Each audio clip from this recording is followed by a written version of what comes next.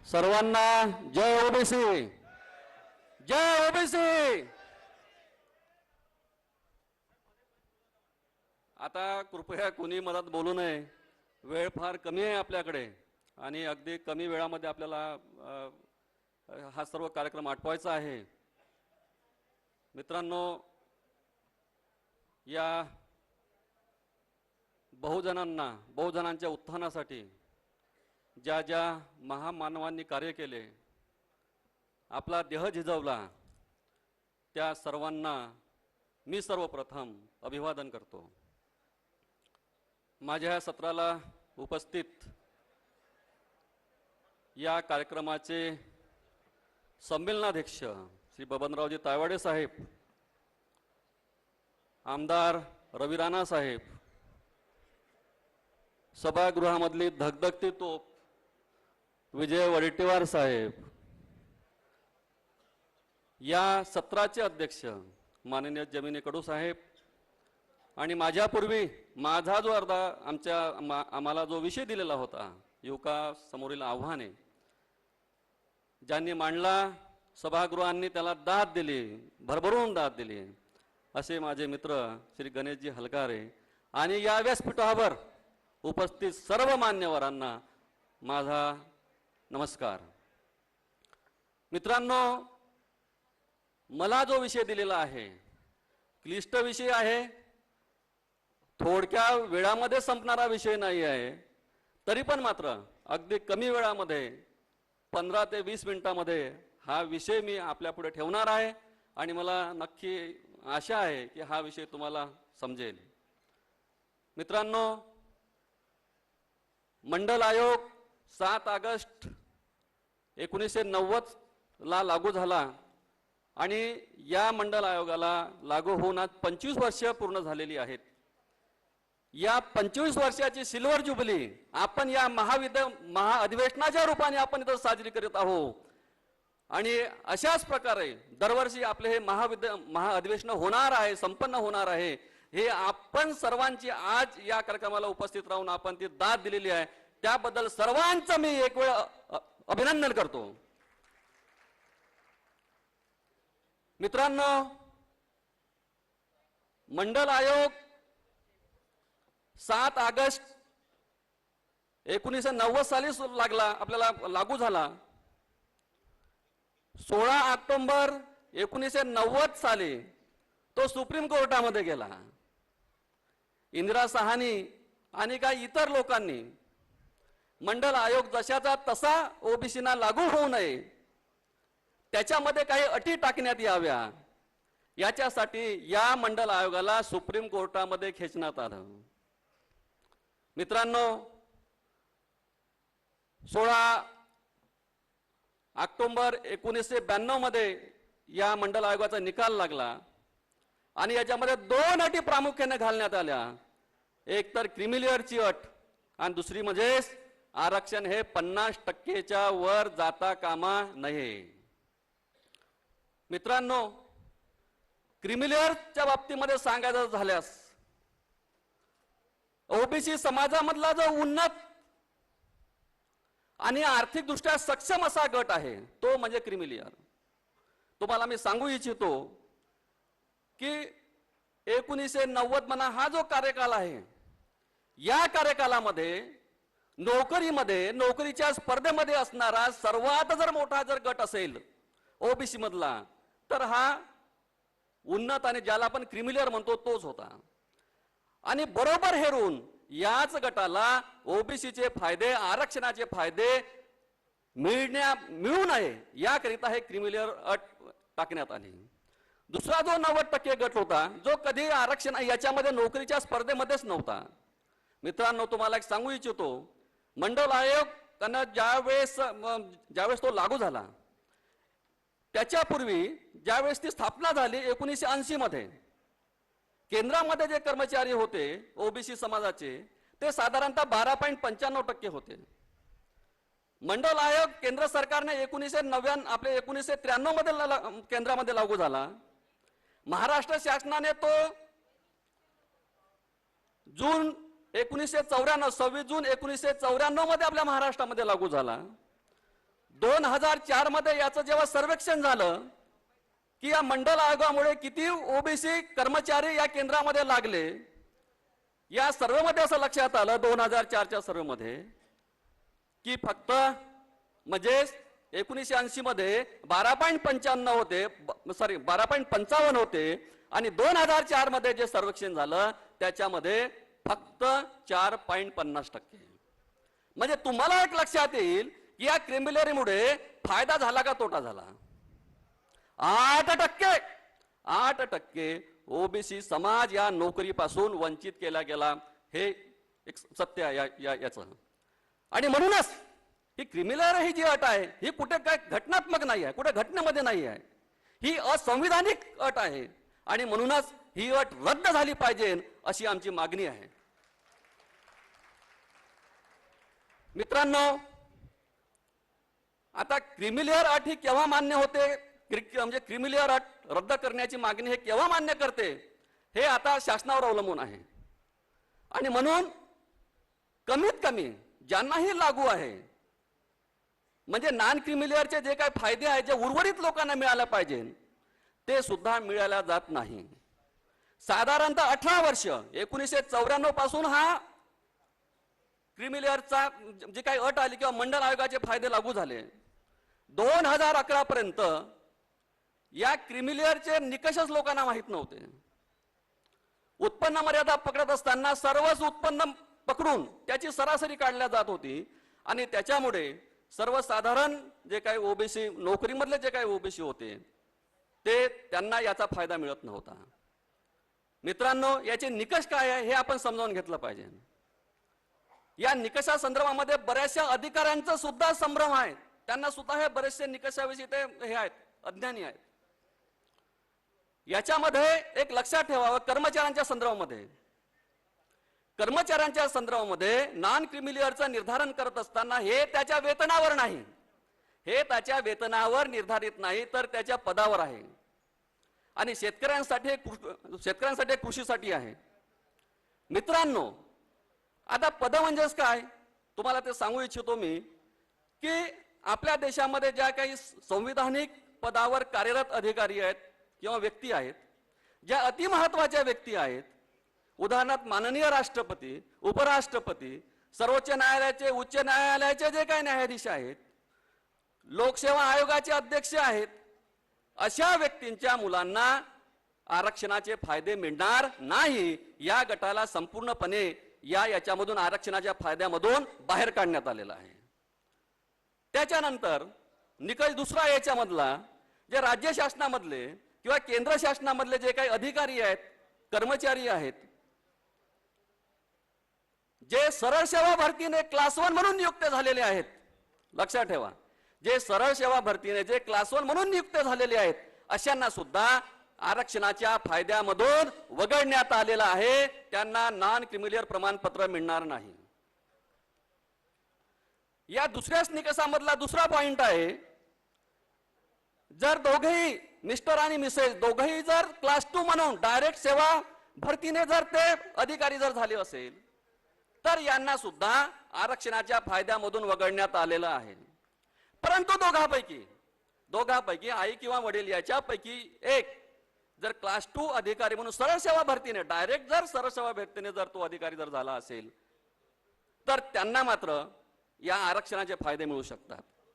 तर ते कसे मिळतात, जर त्याचं एक लक्षात घ्या, 40 वर्षाच्या अगोदर तर त्याचं प्रमोशन क्लास 1 म्हणून जर झाला नसेल तर त्याला ते फायदे मिळतील आणि 40 वर्षाच्या आत जर त्याचं जर प्रमोशन झालं क्लास 1 म्हणून तर त्याला ते फायदे मिळणार नाही. परंतु 40 वर्षापर्यंत मात्र त्यांना ते फायदे मिळत राहील, हे लक्षात ठेवा.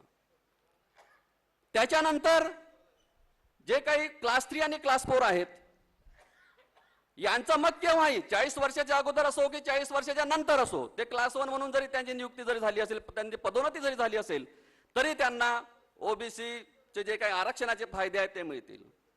त्याच्यानंतर महत्वाचा मुद्दा, जे सार्वजनिक क्षेत्रामध्ये काम करणारे आहेत, जसं बँका आहेत, विद्यापीठ आहेत, LIC मध्ये काम करणारे आहेत, खाजगी संस्थांमध्ये काम करणारे जे आहेत आणि ज्यांच्या पदाचा दर्जा हा निश्चित झालेला आहे, शासनाच्या पदामध्ये जसं क्लास 1 असेल, क्लास 2 असेल, त्याच्या समकक्ष जर असेल तर त्यांना वरील जे मी 2-3 सांगितले क्लास 1 साठी, क्लास 2 साठी, याप्रमाणे त्यांना फायदे मिळतील किंवा त्यांना ते वगळण्यात येतील.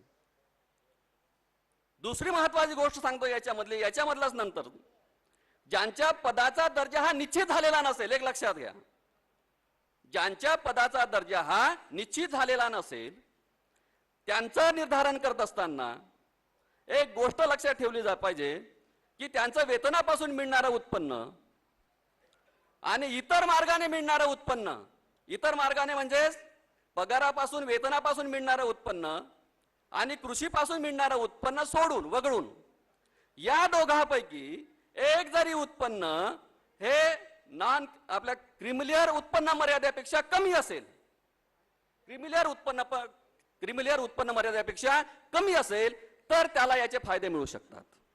मित्रांनो, या निकषाद्वारे मी तुम्हाला सांगू इच्छितो की जे शिक्षक आहे, मग ते प्राथमिक शिक्षक असो, माध्यमिक शिक्षक असो, उच्च माध्यमिक शिक्षक असो, मुख्याध्यापक असो, ज्युनियर कॉलेजचे प्राचार्य असो, की महाविद्यालयामध्ये काम करणारे, खाजगी महाविद्यालयामध्ये काम करणारे असिस्टंट प्रोफेसर असो, या सर्वांना हे नॉन क्रिमिलियरचे फायदे मिळू शकतात. त्यांना हे प्रमाणपत्र मिळू शकते, हे आपण लक्षात ठेवा. यानंतर मी तुम्हाला सांगू इच्छितो की जे कृषीच्या संदर्भामध्ये सुद्धा हे आहे, जे काही लिमिट आहे याची कृषीच्या संदर्भामध्ये 85% वर जर सिंचित जमीन, कालव्याद्वारे सिंचित जमीन 85% वर जर, त्याला कोणती लिमिट म्हणतो आपण, एक मिनिट, हा,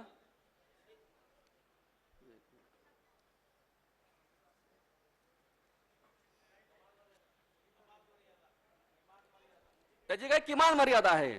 त्याच्या 85% पेक्षा वर जर ओलिताद्वारे, म्हणजे कोणत्या ओलिताद्वारे, कालव्याच्या ओलिताद्वारे, कालव्याच्या ओलिताद्वारे जर 85% वर जर त्याची जर जमीन असेल तर त्याला मिळणार, त्या शेतकऱ्याला मिळणार नाही.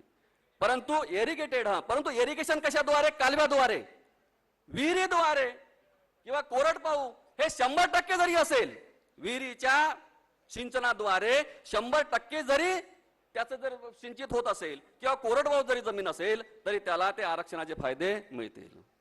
त्याचप्रमाणे ओबीसी मधले जे काही खेळाडू आहे, व्यावसायिक खेळाडू आहे, या सर्वांना ओबीसीचे फायदे मिळतात, ओबीसीच्या आरक्षणाचे फायदे मिळतात, हे आपण लक्षात ठेवावं.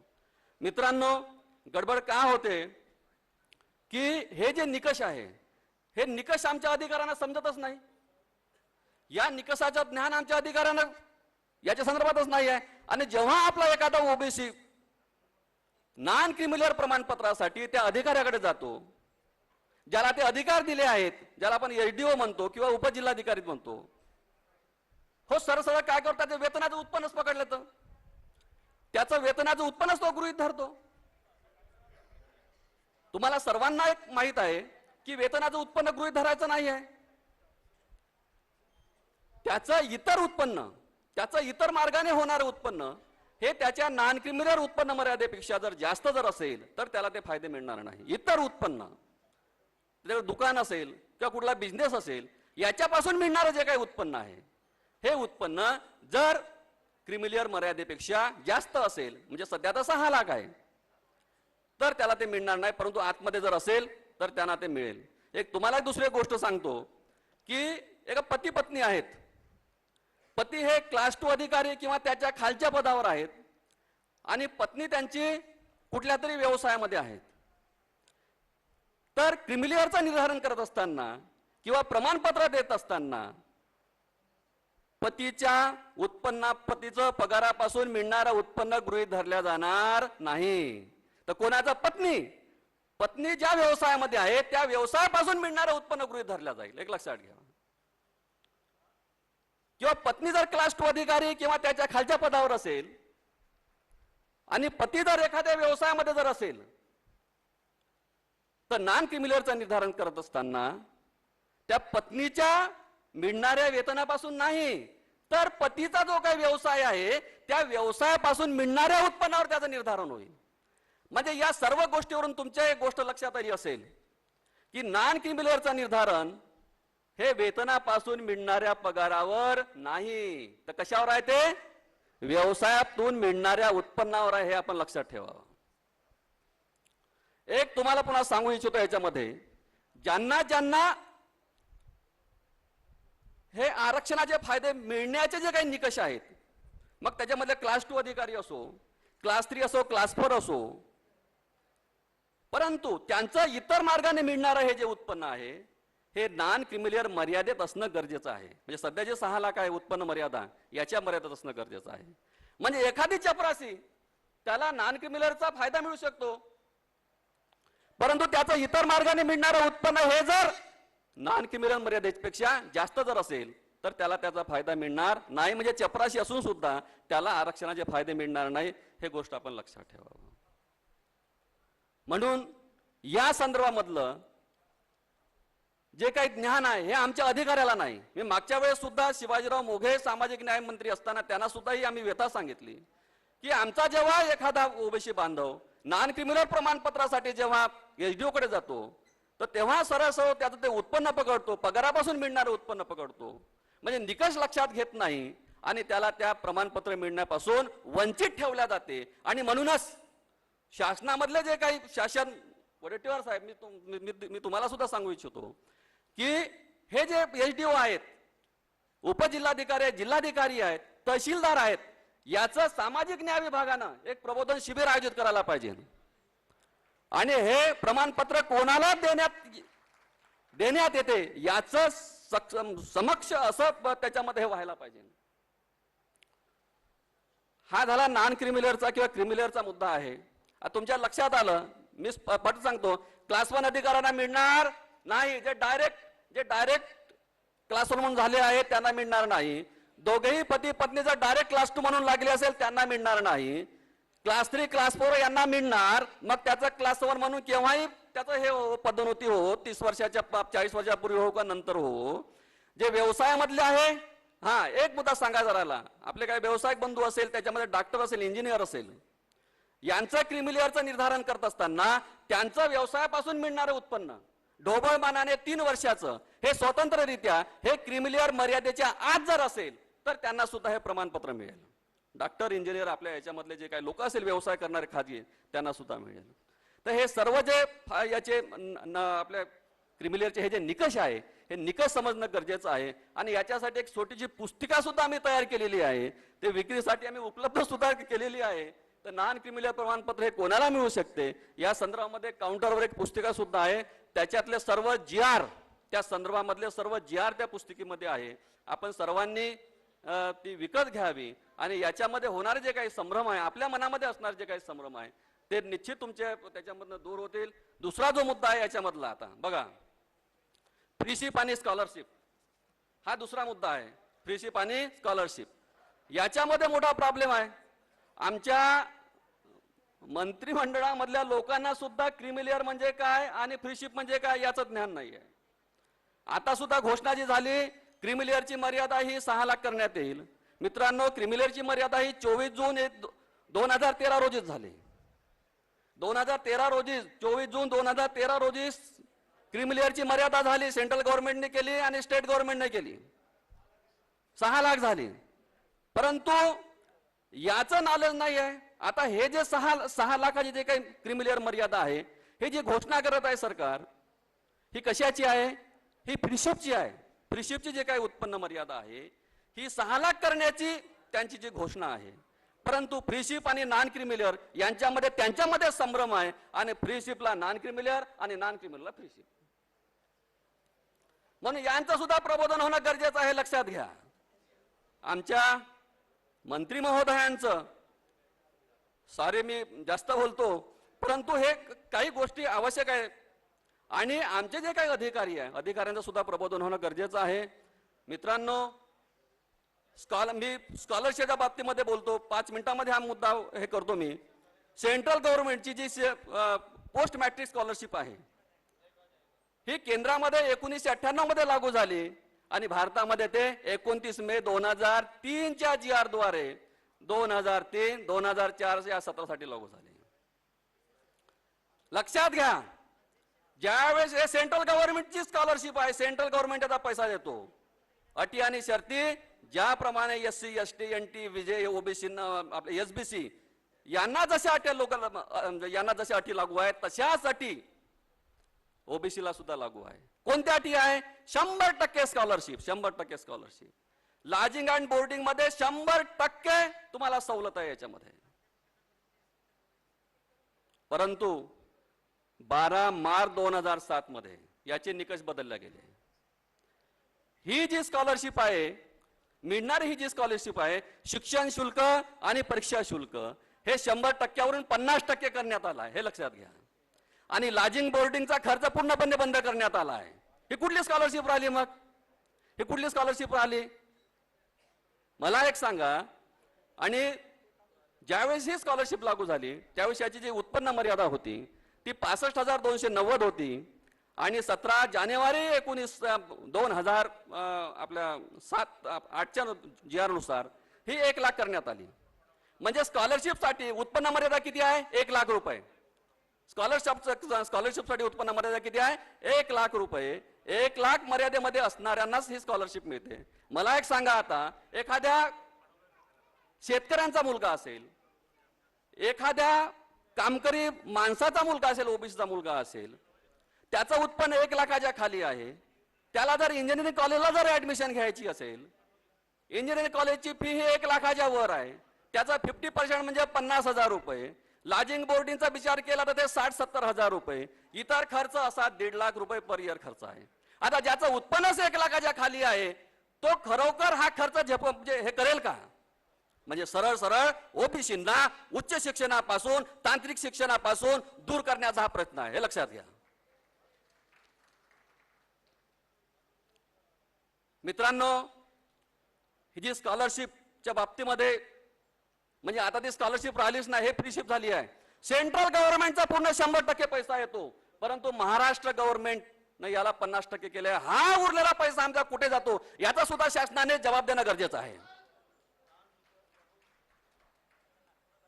दुसरा मुद्दा फ्रीशिपचा. फ्रीशिप म्हणजे काय? शिक्षण शुल्क आणि परीक्षा शुल्कामध्ये सवलत. 6 ऑक्टोबर 2003 मध्ये ही फ्रीशिप योजना सुरू झाली. बघा, 29 मे 2003 ला स्कॉलरशिपची योजना सुरू केली सेंट्रल गव्हर्नमेंटची आणि 6 ऑक्टोबर 2003 ला फ्रीशिपची योजना सुरू झाली. त्याच्या अटी आणि जे काही शर्ती आहे ह्या सुद्धा SC ST प्रमाणे ज्या स्कॉलरशिपसाठी आहे तशाच प्रमाणे, म्हणजे कशा? 100% शिक्षण शुल्क आणि परीक्षा शुल्क फ्री. फ्रीशिप म्हणजे फक्त शिक्षण शुल्क आणि परीक्षा शुल्काच्या संदर्भामध्ये फक्त तेवढंच, हे 100% फ्री. परंतु मित्रांनो, तुम्हाला सांगू इच्छितो की 12 मार्च 2007 मध्ये जसं स्कॉलरशिप 50% वर आणली तशीच ही फ्रीशिप सुद्धा 50% वर आणल्या गेली. मित्रांनो, ही योजना सुरू होत असताना उत्पन्ना संदर्भामध्ये शासनाने काय म्हटलं आहे की उत्पन्न हे क्रिमिलेअर मर्यादेत असावं. फ्रीशिपसाठी सुद्धा उत्पन्न मर्यादा आहे. कशा संदर्भात? कुठपर्यंत असावं? फ्रीशिप मध्ये असावं. 6 ऑक्टोबर 2003 तर 12 मार्च 2012 या कालावधीमध्ये उत्पन्न हे क्रिमिलेअर मर्यादेत पकडल्या जात होतं. म्हणजे क्रिमिलेअर मर्यादा जशी वाढली तसे त्याप्रमाणे उत्पन्नाची मर्यादा, फ्रीशिपच्या उत्पन्नाची मर्यादा वाढवल्या जात होती. परंतु 12 मार्च 2012 नंतर 27 फरवरी 2013 चा GR निघाला आणि त्या GRच्या याच्यामध्ये पहिलं कसं होतं? उत्पन्न मर्यादा ही 1 लाख ते क्रिमिलेअर मर्यादेत. म्हणजे एखादी समजा 3 लाखाची असेल तर 3 लाख राहील, 6 लाख असेल तर 6 लाख राहील, 4.5 लाख असेल तर 4.5 लाख. म्हणजे उत्पन्न मर्यादा ही क्रिमिलेअर मर्यादेत असावी अशा प्रकारचे शासनाचे GR हे 2003 ते 2012 पर्यंत आहे. 27 फेब्रुवारी 2013 ला हा जो क्रिमिलेअर मर्यादेत हा जो शब्द प्रयोग आहे शासनाने हा वगळला आणि काय ठेवला? फक्त उत्पन्न मर्यादा ही 1 लाख ते 4.5 लाख. आणि त्याच्यानंतर तर मग हद्दच केली 31 ऑगस्ट 2013 जो GR त्यांनी काढला त्याच्यामध्ये ही जी फ्रीशिपची उत्पन्न मर्यादा आहे आणि क्रीमिलियरची उत्पन्न मर्यादा याच्यामध्ये काहीही संबंध नाही. कारण फ्रीशिपची जी काही उत्पन्न मर्यादा आहे ते आर्थिक बाबीवर अवलंबून आहे आणि क्रीमिलियरची ही जी उत्पन्न मर्यादा आहे हे त्याच्या पदावर ती काही आर्थिक बाब म्हणजे त्याच्यासाठी आर्थिक बाब लक्षात घेतल्या जात नाही. पदावर अवलंबून आहे, त्याचा सामाजिक दर्जावर अवलंबून आहे. आणि त्या GR मध्ये लिहिलं आहे उदाहरणार्थ वर्ग 1. उदाहरणार्थ वर्ग 1. आता मला एक सांगा, सभागृहाला माझी एक विनंती आहे की सामाजिक दर्जा याच्यामध्ये सामाजिक दर्जा उंचवण्यासाठी आता ज्याचा सामाजिक दर्जा उंचवला आहे, ज्याची आर्थिक स्थिती उंचावलेली आहे त्यांना तर पहिले बाहेर काढलं क्रिमिलियर याच्यामध्ये. उरलेले जे आहेत त्यांचा सामाजिक दर्जा खालवलेला आहेत ना, बरोबर आहे का नाही? मग यांचा सामाजिक दर्जा वाढवण्यासाठी त्यांना शैक्षणिक सवलती देणं गरजेचं आहे आणि त्याच्यासाठी स्कॉलरशिपची योजना आहे, त्यासाठी फ्रीशिपची योजना आहे. परंतु या फ्रीशिप आणि स्कॉलरशिप मधूनच ओबीसींना मात्र कुठेतरी वगळण्याचा प्रयत्न सुरू आहे. कारण त्यांना माहीत आहे हे जर ओबीसी जर शिक्षित जर झाले, यांना जर फायदे मिळत गेले, हे हायर एज्युकेशन घेतील आणि पुढे जाऊन आपल्या ह्या ज्या खुर्च्या आहे या खुर्चीला सुद्धा आपल्याला म्हणजे कुठेतरी आपल्या हलवल्याशिवाय राहणार नाही, आपल्याला इथून हद्दपार होईल अशा प्रकारचं भीती यांच्या मनामध्ये आहे. मित्रांनो, या संदर्भामध्ये हा विषय खूप मोठा आहे. हा काही म्हणजे छोटा 10-15 मिनिटाचा अर्ध्या तासाचा विषय नाही आहे, 2 तास या विषयाला लागते. तरी पण याच्यामध्ये जर कोणाला काही शंका जर असल्या तर आमचं जे काही ओबीसी महासंघ आहे, तायवाडे साहेब आहेत, किंवा माझ्याशी तुम्ही केव्हाही कॉन्टॅक्ट करू शकता. याच्या संदर्भात डिटेल माहिती ज्याला कोणाला पाहिजे असेल त्याला मी नक्की देईल. आणि क्रिमिलियरच्या माझा एक मोबाईल नंबर लिहून ठेवा म्हणजे तुम्हाला ते बोलता येईल त्याच्यामध्ये. 955 233 1511 1511 या संदर्भामध्ये 955 233 1511 याच्या संदर्भामधले कुठल्याही काही अडचणी असेल, कुठला एसडीओ जर तुम्हाला नॉन क्रिमिनल प्रमाणपत्र देत नसेल तर ते सुद्धा सांगा. मी तिथे येऊन त्या तुमच्या तहसील ऑफिस मध्ये येऊन त्याला ते समजून सांगेल आणि त्याला ते द्यायला लावेल. अशा जरी काही अडचणी असेल ते सुद्धा मला सांगा. त्यामुळे मित्रांनो, आपण मला ऐकून घेतलं त्याबद्दल सर्वांचा पुन्हा मी एकदा आभार मानतो. जय ओबीसी, जय ओबीसी.